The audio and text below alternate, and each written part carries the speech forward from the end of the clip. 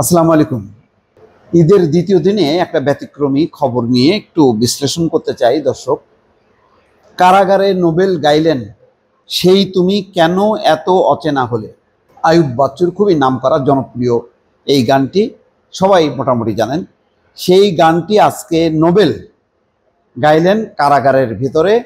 তিনি নিজেও একজন কারাবন্দী গায়ক, কারাবন্দী। তিনি আজকে সেই কারাগারের ভেতরে গান গাইলেন এবং ঢাকা কেন্দ্রীয় কারাগারের হাজারো বন্দীদেরকে আনন্দ দিলেন, একটু বেশ উৎসবের আমেজে ভরপুর করলেন ঈদের দ্বিতীয় দিনটি।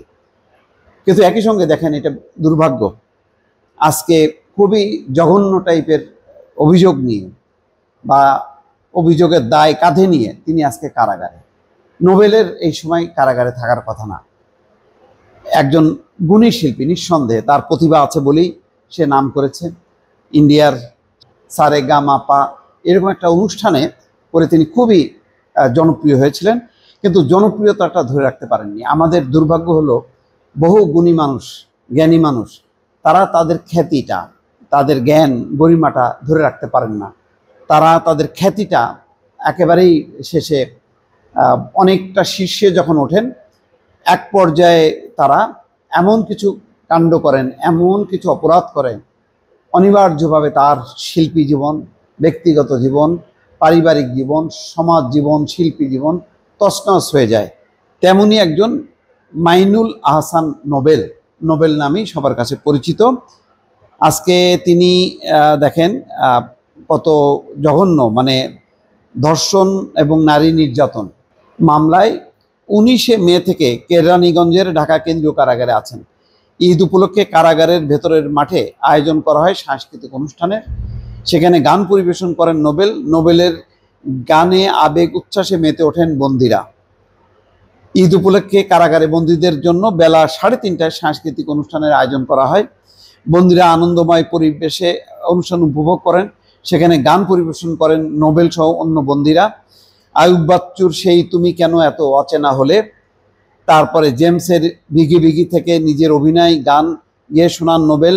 সামনের মাঠ জুড়ে হাজারো দর্শক গলা মেলান তার সঙ্গে। এসব গান শুনে অন্য বন্দীরাও মুগ্ধ হন। গানে গানে তৈরি হয় এক ভিন্ন রকম উৎসব মুখর পরিবেশ। কারা মহাপরিদর্শক জান্নাত উল ফারহাদ বলেন, আমাদের যেসব কারাগারে বড় জায়গা আছে সেখানে ঈদ পর্বণে বন্দীদের জন্য সাংস্কৃতিক অনুষ্ঠানের আয়োজন করা হয়। যেখানে বড় মাঠ নেই সেখানেও গানের আসর আয়োজন করা হয়। কেন্দ্রীয় কারাগারে বন্দীরা আনন্দময় পরিবেশে অনুষ্ঠান উপভোগ করেন।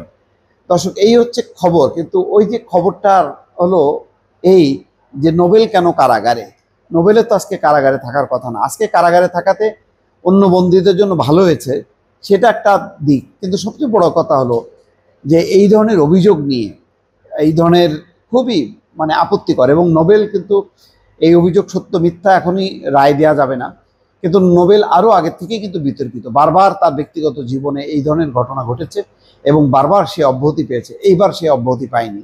এবার তাকে কারাবন্দী করা হয়েছে এবং তার বাবা যেভাবে উদ্ধার করেছে তার মেয়েকে, এবং মেয়ে যে অভিযোগ করেছে, এটা খুবই নিন্দনীয়, তার জন্য মানানসই না। সুতরাং একজন ভালো শিল্পীটাই বড় কথা না, বড় কথা হলো মানুষটা কেমন। আপনি মানুষটা ভালো শিল্পী নাও হতে পারেন, ভালো কোনো রাজনীতিবিদ, কবি, সাহিত্যিক, সাংবাদিক, আপনি কিছুই না হইতে পারেন, কিন্তু আপনার সবচেয়ে বড় যেটা দরকার ভালো মানুষ হওয়া। সেই ভালো মানুষ হবার জায়গা থেকে বিচ্যুত হয়েছেন নোবেল, যার জন্য আজকে তার প্রতিভাটা শুধুমাত্র বা শিল্পী সত্তাটা কারাগারের ভেতরে কিন্তু বন্দী হয়ে গেল। আজকে যদি ঈদের এই অনুষ্ঠানে তিনি অনেক অনুষ্ঠান করতে পারতেন, লক্ষ লক্ষ মানুষ তারিফ করত, কিন্তু সেই জায়গা থেকে তিনি বিচ্যুত হলেন।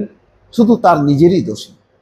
দর্শক, এই ঘটনা থেকেও অনেক কিছু শিক্ষা নেওয়ার আছে। ভালো থাকবেন। আল্লাহ হাফিজ।